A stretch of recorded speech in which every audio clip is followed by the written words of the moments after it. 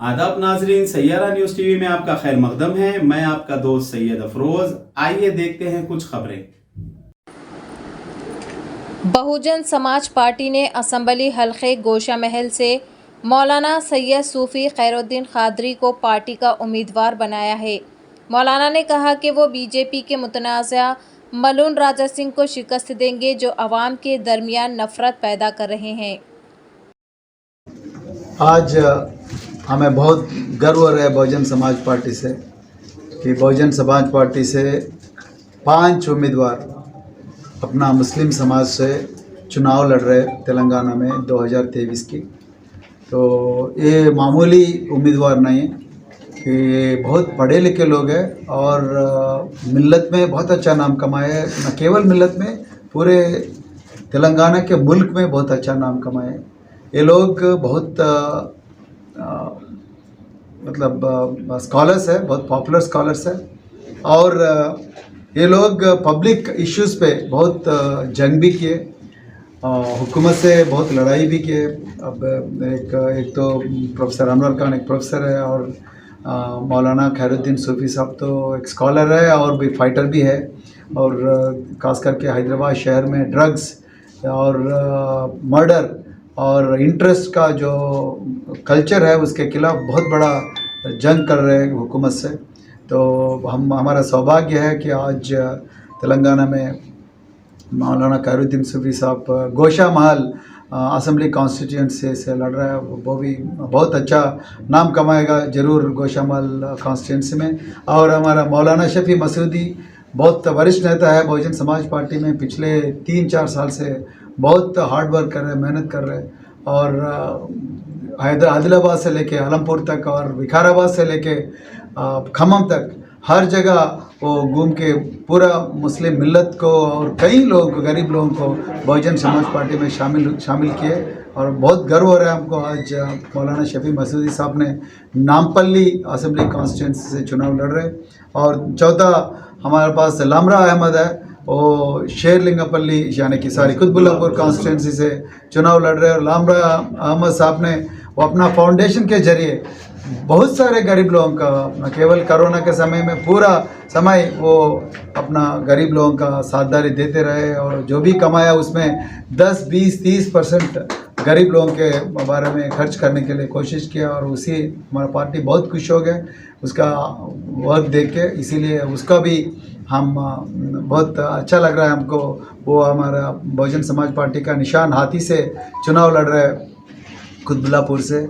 और अलाउद्दीन पटेल एक्चुअली शेरलिंगपल्ली में रहता है, लेकिन उसका जन्म तो नारायण खेड़ में हुआ। सो वो भी बहुत जाने माने आदमी है और जाने माने लीडर है। हमको अच्छा लग रहा है कि अलाउद्दीन पटेल साहब भी ये नारायण खेड़ से चुनाव लड़ रहे हैं। तो और आने वाले लिस्टों में भी अपना मुस्लिम मिल्लत से, मुस्लिम कौम से बहुत सारे लोगों का लिस्ट आने वाली है। तो हम कोई दूसरा पैरामीटर से नहीं देखे लोगों को, सिर्फ वो मेहनत और उसका नॉलेज और उसका कमिटमेंट, उसी के मुताबिक ये लोगों को सीटा दिए गए। हम बहन जी कुमारी मायावती जी को हम बहुत बहुत तेलंगाना के आवाम से बहुत बहुत शुक्रिया अदा करते हैं, क्योंकि बहन जी कुमारी मायावती जी ने ये 5 लोगों का नॉमिनेशन अप्रूवल किया। और तेलंगाना आवाम से मेरा एक ही निवेदन या गुजारिश है कि ये 5 लोगों को ज़रूर जिताएगा और वो लोग असेंबली के अंदर जाके अपना प्रॉस्पेरिटी, अपना खुद की दौलत के लिए बिल्कुल बात नहीं करेंगे। सभी लोगों का आवाज़ बन के और हमारे प्रॉब्लम्स का सॉल्यूशन के लिए लड़ेंगे, अंतिम श्वास तक लड़ेंगे। इसीलिए वो लोगों को ज़रूर साथ देंगे, ज़रूर पूरा वोट इसको डाल के अच्छे बहुमत से उसको जिताए करके मैं आप लोगों से निवेदन कर रहा हूँ। मैं फिर एक बार आपको शुक्रिया अदा करता हूँ। जय भीम, जय भारत, जय बजरंग। पार्टी के ऑफिस में ये जो खुशगवार तकरीब दिख रही है, ये हमारे आर.एस. प्रवीण कुमार साहब की मेहनत का नतीजा है और इन्होंने तेलंगाना की आवाम की भलाई के लिए जो बेड़ा उठाया है वो किसी से ढका छुपा नहीं है।